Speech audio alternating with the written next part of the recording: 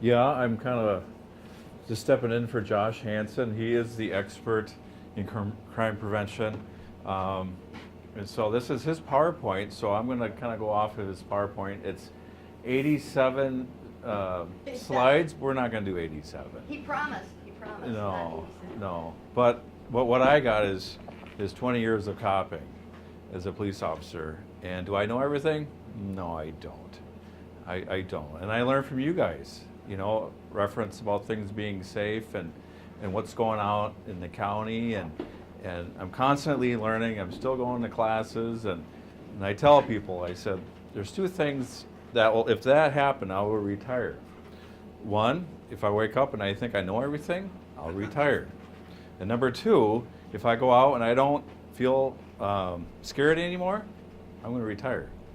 Because being scared, frightened, is what keeps us alive. That's basically what it is. So, yes, the topic today is keeping us safe out in the county. And thank you for coming in and sharing your story and paying it forward and educating all of us. That takes a lot of strength and courage. So thank you for coming in and doing that. All right, you're a hero to all of us. You keep it going. Okay, with some hands, how many people in this building right now feel safe in Goodhue County? Okay. I see some. I know that's kind of a broad statement. Okay. How many people, I guess I should have flipped it, but how many people feel safe in their homes in Goodhue County? Yeah. I think we kind of, do you, Rosie? Yeah. With Paul or just by yourself? I was just thinking if I was the officer driving by and seeing that and you tell me your story and I like, yeah, right. But I mean that's a general question.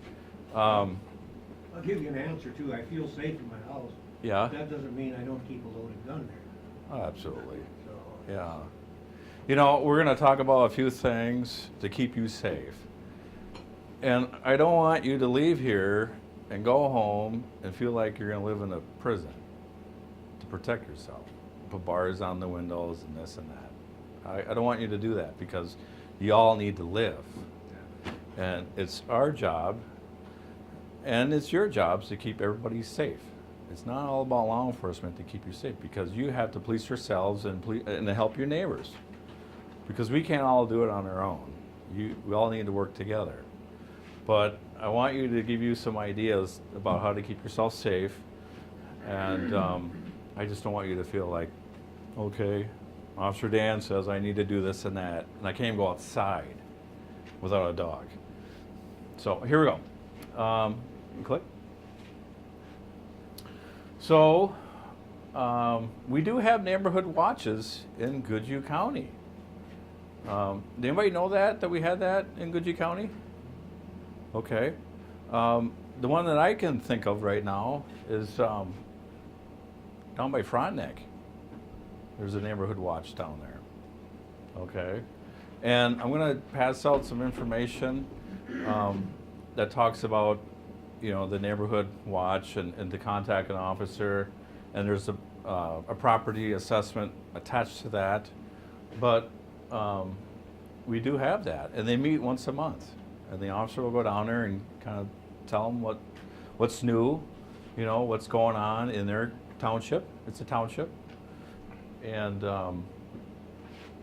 so and we'll. That's kind of what TRIAD is doing too. Right on, Okay. right on. You don't need to, live in a community to have a neighborhood watch. It's all about information, what's going on, what's the latest. And so on. So we'll talk about some crime trends. There's some.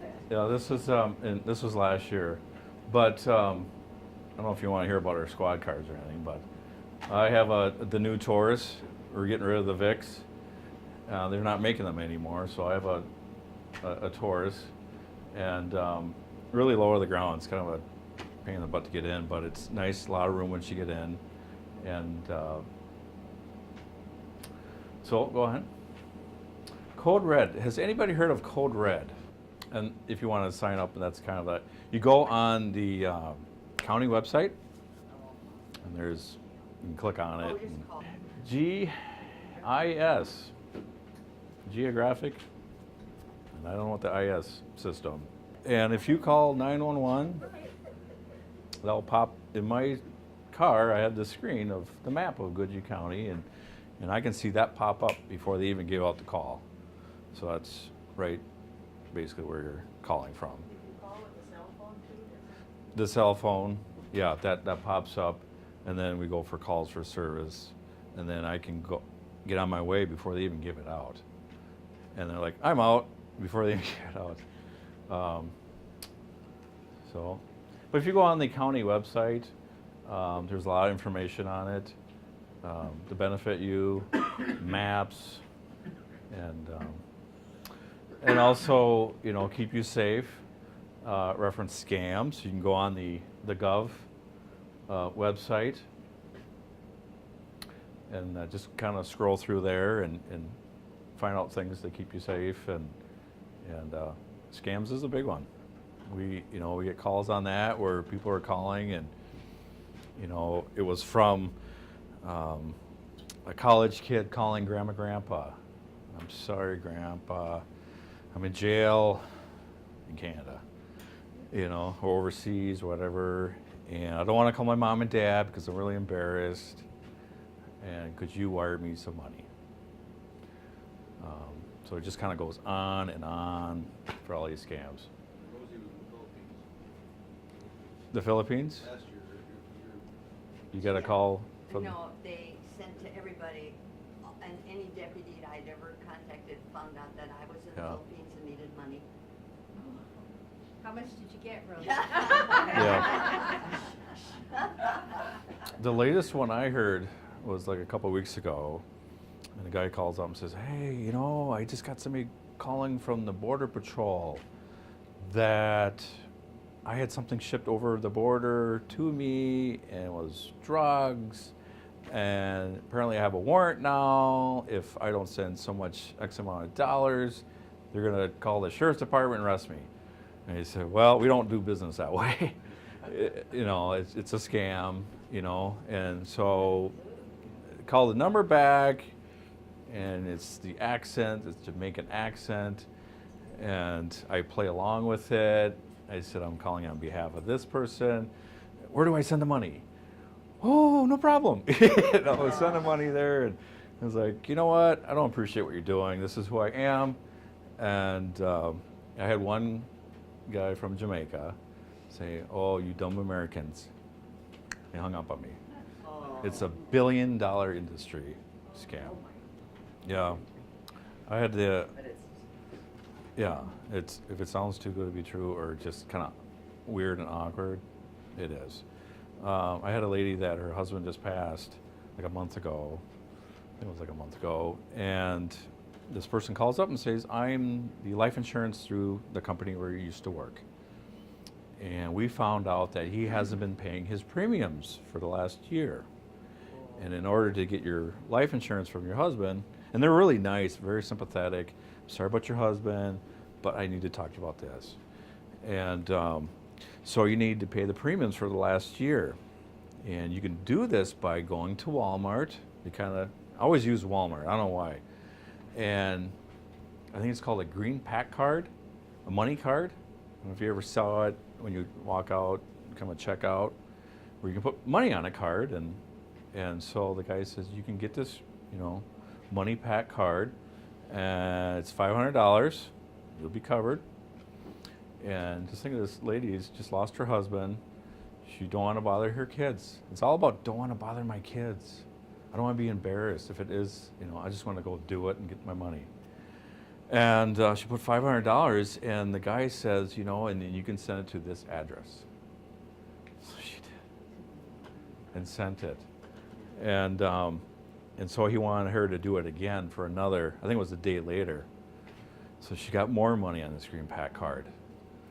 And then finally she talked to her daughter about it, and she says, oh, fraud. And I was lucky enough to call the company, put a hold on it, that's like an, you know, you get a break from that. Once you put money on a card, you send it, it's gone. Yeah. But it was just in transition. We got the numbers stopped. We put a freeze on the numbers, and I got about $1,000 back to her. And she was out maybe like $500. And I said, promise me you'll pass on your story, because don't think that, you know, be embarrassed and you're stupid or anything like that. It happens all the time, and the best thing where we can put a stop, not completely, is to share your story so it doesn't happen to anybody else. They're ruthless. Oh, you just shared a story. I'm sorry, was it your granddaughter? You know, received a or went to worked at the bank, and some lady came in and says, I need $5,000, because it's always push, push, push. You need to pay, pay, pay quick. And she was embarrassed, so she probably didn't tell her family, but the granddaughter, and that's why we're blessed to live in small towns and small banks. I went to many calls on that where they're looking out for everyone. The small bankers, they kind of know everybody too. And it's really out of character for her to come in. So, with that said, she saw that and she got a hold of some family members or just stopped the money going out.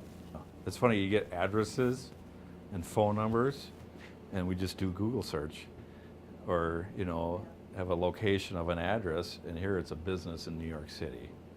We have the technology to go, not real time, but to zero it in to find out. For one, it might not even be an address. And number two, I've had it where it's a store in New York City. And I call just for the fun of it. And I said, yeah, this is who I am. And I'm checking on an address. And, you know, we're supposed to be getting something in the mail. And what? No, I'm an employee here at the, you know, whatever store it is. And another scam. This is 2012. Just to see what's out there and what's going on in your county. And home alarms would keep us safe. You know, who has extra protection at home and for alarms, or, you know? Well, in 20 years of doing the job and going to alarms, I haven't responded to one that was an act of somebody was in it. Okay, not a one. But does that mean I drive slow to it? No, I don't. I drive as active as, if it sounds like it, I'm going to it. And my father-in-law, mother-in-law and father-in-law, they have an alarm. And before they got it, they'd been broken into about 3 times. And I think within 2 years, broken, stole guns. So they finally went out and bought an alarm. And they tried breaking in again, the alarm went off, and boom, right there. So I do believe in alarms. I believe in the signs that I have an alarm on it, you know, and even surveillance cameras. Nowadays, they're just this little thing. You know, back 10 years ago, it was the big mounted thing on the inside of your house. Well, it kind of looks like you're in prison, don't it? You know, you're in your home, but they're so small now, and you can view it on your smartphone. The technology is unbelievable. And deer cams, you know. We've had people put up deer cams, and they can view it on their computers, and there's no red light to see if it's on, and so people are getting really creative to protect their homes, and by using surveillance and deer cams. Anything on here that strikes you like, oh my goodness, this is a lot, or I thought it'd be more calls? Anything up here? Well, I don't think 56 burglaries for the whole of Goodhue County in 1 year is very many, or am I just optimistic? Yeah, and then when you look at that for the burglaries, those are the ones that are reported. Oh. And who to say that it did happen, and it's like, you know, I'm not going to call it in. It's my bad. Okay, it's not going to happen again. But you know, when I go up to a burglary, and we'll view some pictures, you'll see a residence that's got a lot of bushes around the front of the house, you know, and so we contract out of Wanamingo, Pine Island, so some of these are in town. And like I said, we'll go over that in a little bit, is that those shrubs are hiding the person breaking in. And they're opportunists. And they don't like to work. They like to visualize like a residence, a lot of bushes in front. They like to see the mail piled up in the mailbox, the paper on the step, because they're on vacation, they're gone. You know, and so after I go to one of those calls, I kind of have a little, you know, talk with them about these are the things that you could probably increase the chances that they're not going to break in. How many people, I have a few that live in town and live in the county, and I grew up on a farm, we never locked nothing. But in town, if your car's in the driveway, do you lock your doors? Yeah? Okay. So if you don't lock your doors and you live in town, if you live in the country too, that's fine. What's in your car they could use to get in your house? Garage door. Yes. Zip. They go in. So, do I always lock my car? No, I forget. My wife really reminds me, lock the door. And that's the reason why. Because you have that little key right up in your visor. That's the key to get in the house. You know, I got a deadbolt in between my garage and my house. I have a attached garage, and there's a deadbolt on it. But yeah, they like to come through there. They like to go.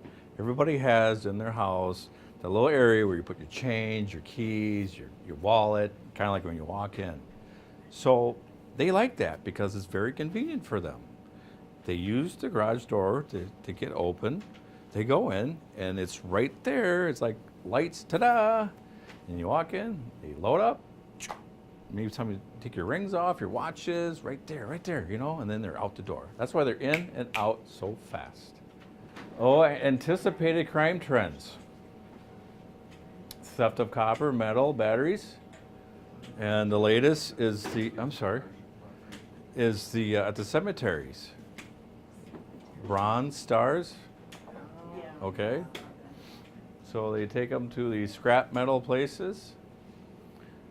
And I just couldn't figure out why these scrap metal places are taking in all this stuff. And realized that some of the people who work there are not really up and up kind of people. So they're not all like that. They're really good. They like to register information as you bring in copper, and they work well with us. But yeah, it's, you know, scrap metal is, I don't know how much it costs a ton now, but when it goes up high, we get the calls for service. When they, See, your keys was just robbed. Keep yourself open. yeah. How often do you catch these guys robbing? Well, I'll tell another story of your smartphone. About 5 years ago, when it was really, I mean, they're still ripping off the rock quarries, but there was a time where they were just hitting them hard, you know, getting the cords out the big conveyors, chopping them and taking them. And like, how do you know which rock quarries are active on their smartphones? They just do their geographic to see which ones are running. And that's where they go. Wait a minute, not that I need to know, but Yeah. I need to know. Okay, Right. what do you've got something and you can tell where everybody's smart. Well, you know, they do the geographic real time, or just to look Oh. geographic, The criminals are doing. and you know, there's a way to look if they're active or not, and they use their smartphones to find that out. Okay. So it just eliminates time to go to each rock quarry to see if it's active or not.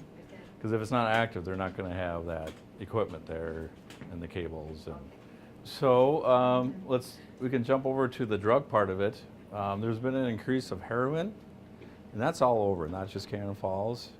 Heroin is coming back. And so with that said, you get your daytime burglaries. And usually it's at the loved one's house of the person that's using heroin. And that could be for meth too, but I just seen latest is heroin. And they'll go in to family members and go in and start stealing stuff and to pawn it off or get the money jar. And So if you're at home during the day, be aware of what's going on around you. I tell people to keep you safe, you need to treat it as a hobby. Okay? So if you keep it as a hobby, you gotta have some passion behind it. What else could I do to make myself safe? You know, I've done the shrubs around the house. I've done the lighting, you know, surveillance if you want to do it or not. And the biggest thing to solve crime, get to know your neighbors. Huge. I have people that I go to their houses and, have you talked to your neighbor? Well, I haven't talked to them in a year. What? You know, I don't do that off the wall response, but it's like, really? You know, but people come and go so often now. It's not the longevity of living next door to someone anymore. Yeah, I love those suspicious activity calls because if I can get out of doing a report on a burglary in 3 more hours, I'm all for it. So I want you, if you see something out of character, like yourself, somebody walking with a backpack and a dog, and just, that's not right, there's something, call us. Yeah, call us, and let us decide, you know, if he's legit, he just wants to go for a walk. There's nothing against that, but if it is legit, and they're like, you know, why did that person call? I said, let's flip it. Let's say that was you. You don't know what you were doing. I mean, this other person walking. So I kind of leave it with a twist. Yeah, one of those aha moments. And yeah, the suspicious activity calls. We get them during hunting, like turkey hunting and stuff like that, with the vehicles on the county road. And if you go on vacation, you know, talk about your neighbors and letting them know. We also perform a courtesy house check. So if you go on vacation, just give us a call and say, I'm leaving on vacation for a week.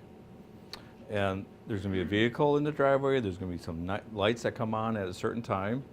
And for a key holder, somebody that has a key, this is the person, this is the number.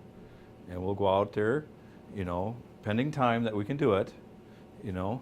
If we're not handling calls, we'll go out there and we'll just check. I've done it all 9 of the hours, 3 in the morning, and you get the neighbor light coming on. Just do a little wave, and they appreciate that. And even during the day, it's the daytime burglary. So we offer that option to do that. So we use case numbers. I'll say 119 dispatch. Go ahead, 119. I'll be dealing a home check with 14-167. Okay? And then they go on their computer, address, so they know where I'm at. No, I don't give, but good point. Yeah, some people think that. Yeah, I'll be out at this house on the corner or the bend by the bridge. No, we don't do that. So, yeah. Well, you know, and what's another best way to protect yourself? Think like a criminal. What would I do? And like I said, criminals don't like to work. They're lazy. They get up about 10 o'clock. They stay up all 9 of the hours. So they don't like fences. You know, they can jump. They ain't gonna jump. They don't like fences. They don't like dogs. And they don't like the bushes that have the thorns on it. That's another good thing. You're gonna plant something around your house, get the nice rows, you know, the thorns. They don't like that. And there's another thing. So let's keep on going. We'll talk about. Don't put your information on Facebook that you're not allowed for. Mhm. A lot of people look at it. Yeah, I like the commercial where that lady did that, Yeah. and she get a reply from a burglar. Thanks. Yeah, that was good. Okay. Yeah, it's a crime of opportunity, you know. That's what it is. Keep it going. Yeah, here's kind of the triangle. The ability, can they do that? Desire, yeah, they need the money for drugs or for whatever they want to do. And if we can take away the opportunity, then you're not going to have a crime. Approximately 60% of sexual assaults occur during a home invasion. Yeah, that doesn't happen very often. I mean, I'm glad it doesn't, but I don't hear about it too much being on the county. Only 1 in 4 home burglaries involves forced entry.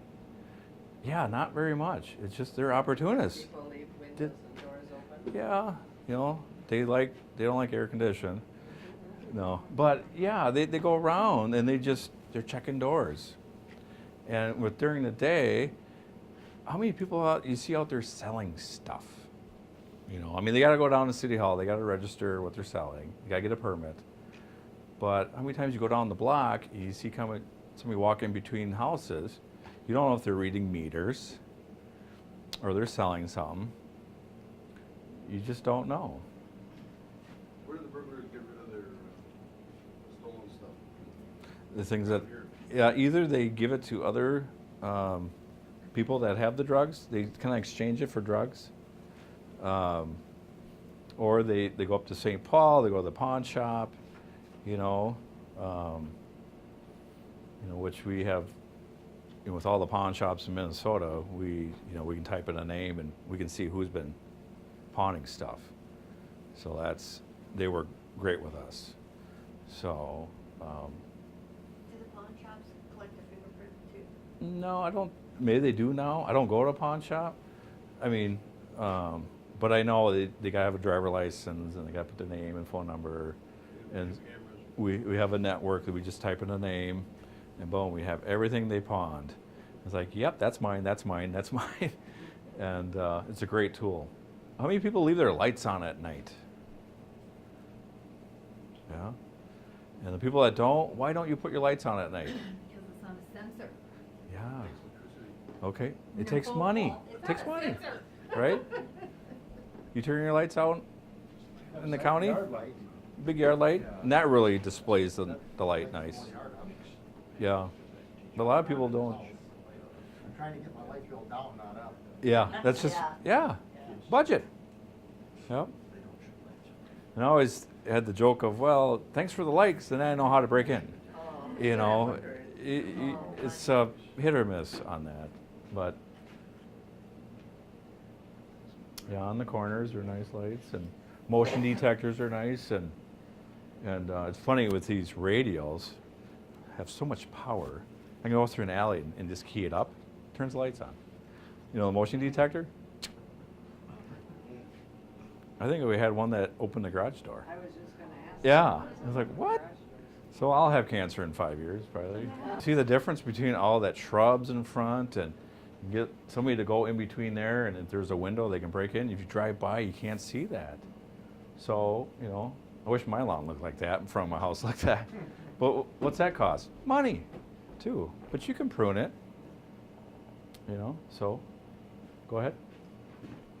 And fences, like I said, they don't like to jump if they don't have to. If we're chasing them, they will jump. But yeah, if you can have, any kind of obstruction in between the house and the street, that's helpful. Go ahead. Plants. They're all low. I think that was your house, Rosie. No, I was kidding. Oh, yeah. Okay. Remember I talked about the thorns and needles? What kind of bushes you have in front? I mean, I thought that was interesting when I scrolled through there. But I have a bush at my house too that I don't like because it hurts. I thought, well, that makes sense. Barberry. Yeah, it's a red kind of little bush and thorns, like, yeah. Trees. Oh, this is a neat one. Yeah. What do you have around your house? Do you have rocks? Do you have bark? Or mulch? And they were saying that if you're in your house and you have your window open and they get close, what do they hear? The rocks or something that make noise. Never thought of that, but.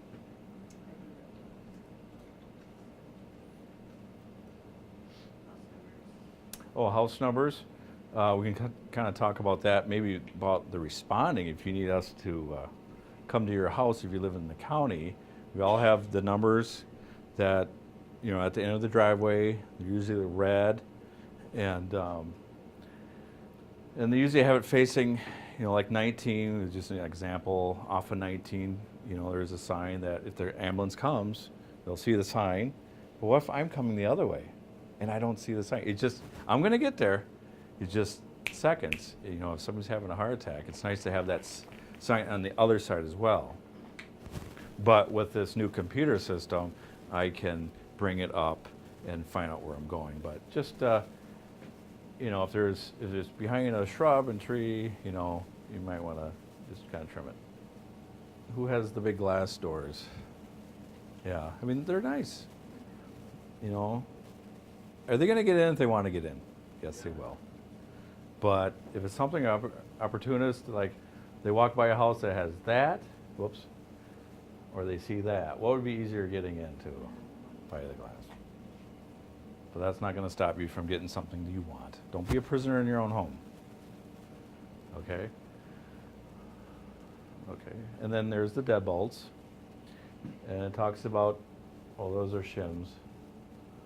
But you want to make sure that the hinges are the knuckles are facing out, not the other way around.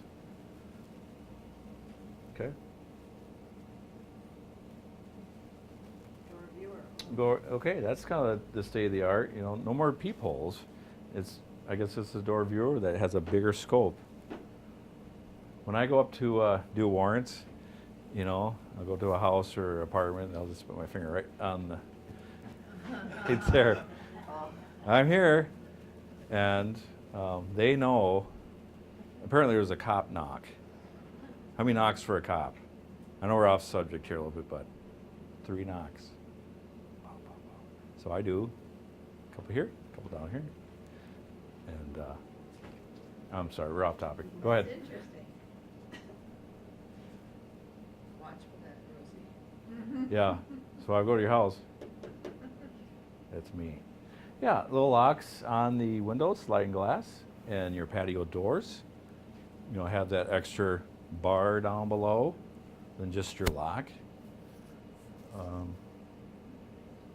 I like going to home alarms that they're not there, but it's something where they just, I don't know, there's a bug in there or something that set it off. Nobody broke into, but they have a back door, sliding door that wasn't locked. So when I got it open, I like to walk in. It was during the day, very nice home, and I just put my business card down. And I just say, respond to alarm, and everything, you had a back door open, have a good day.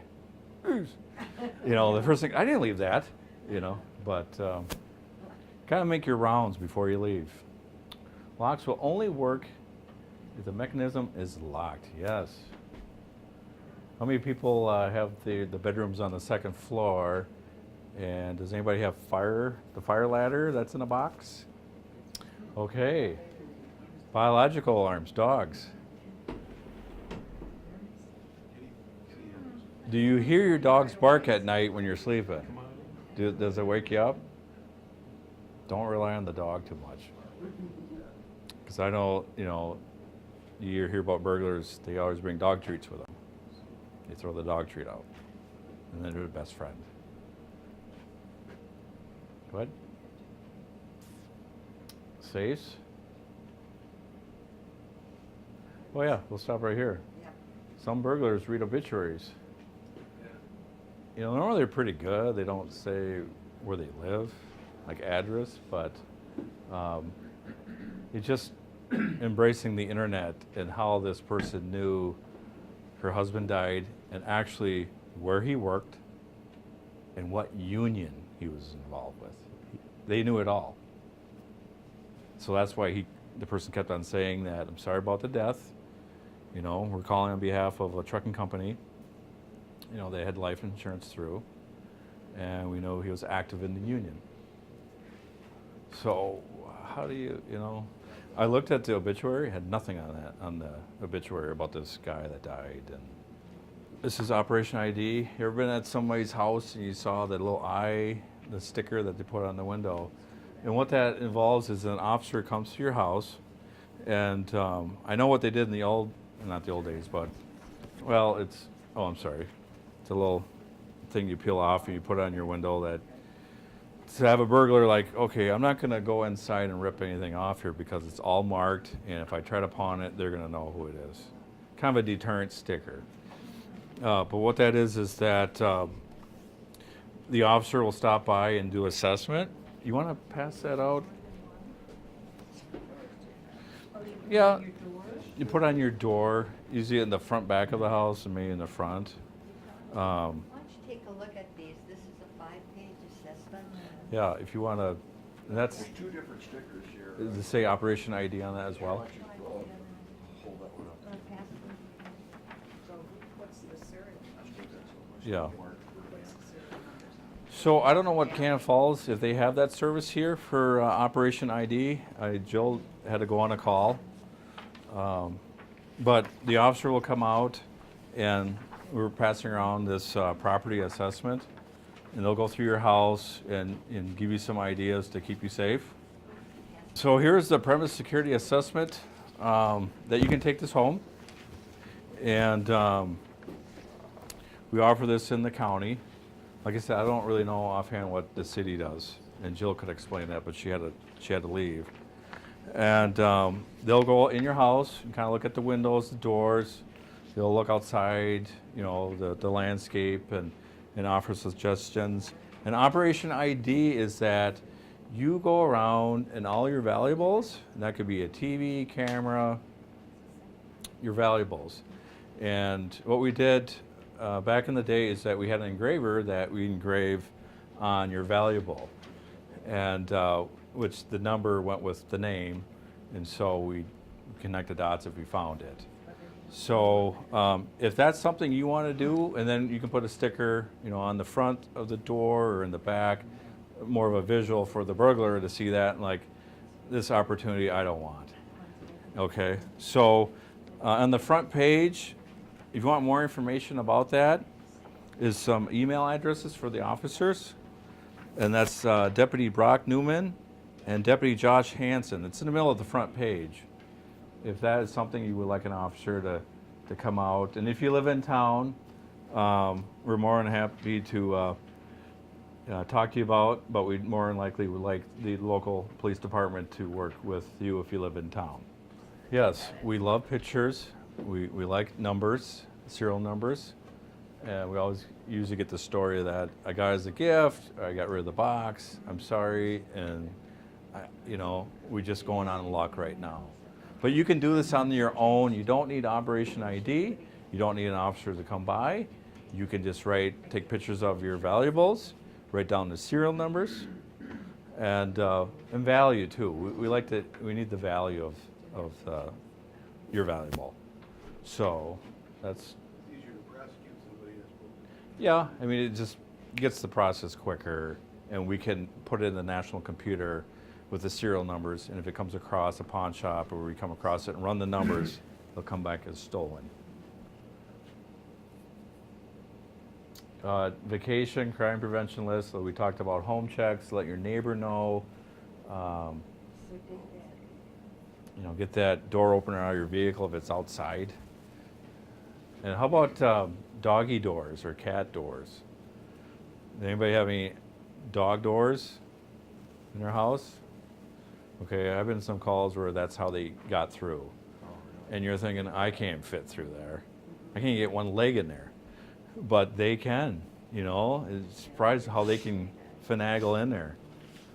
So you just got to secure it from the inside of it. Okay, what if you're burglarized? You come home and your world is like this before you walk in your house. Now it's like this. You know, it's devastating.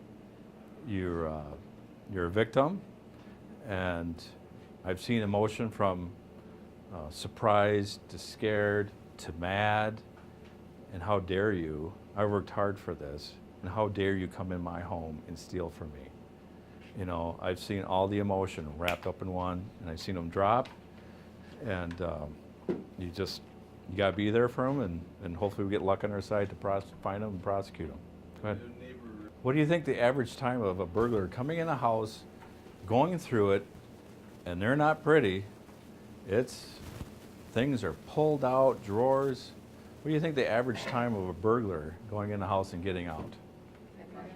10 minutes? 7? What do you think? 15? 4 to 5.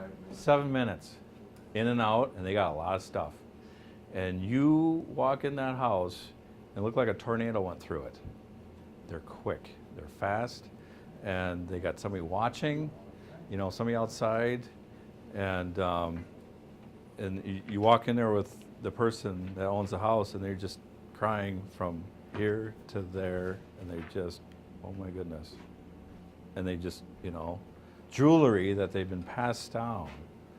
And so as an officer, your main goal is to find out who did that and get, the greatest high I get is getting the property back. What percentage of the time do you get anything back? Very slim. But it does happen. We get luck. How we solve crimes is luck. Luck on our side. You might solve one crime, you probably get a bunch of other crimes.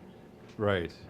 Yeah, you know, and then Facebook too, you know, people like to post stuff. I don't know if they're proud of it, but I go online, I'll type in a name of a suspect I'm thinking of, and they're like, they're wearing it. Like, what? The jewelry, like, I gotcha. And it's nothing more rewarding than going in and interrogation and sitting down. It's just an interview. I got you. I got you good. You know, I hold the strings of your life right now. Let's play.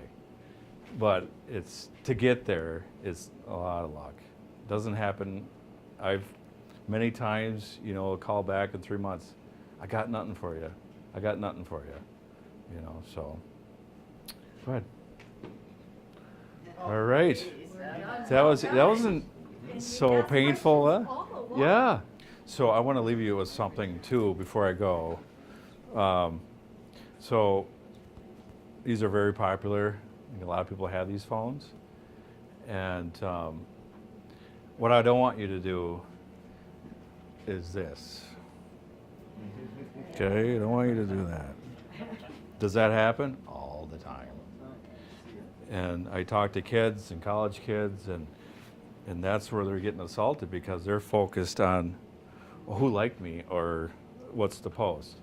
It's that they're gonna have that neck problem here when they get older, but it's just, you can look at your phone, look up, surroundings, look down, look up, and if you want to keep safe, you know, we're embracing this phone. It's very helpful, but it can also get us hurt. So we got to think properly. All right. Well, thank you very much. Donate.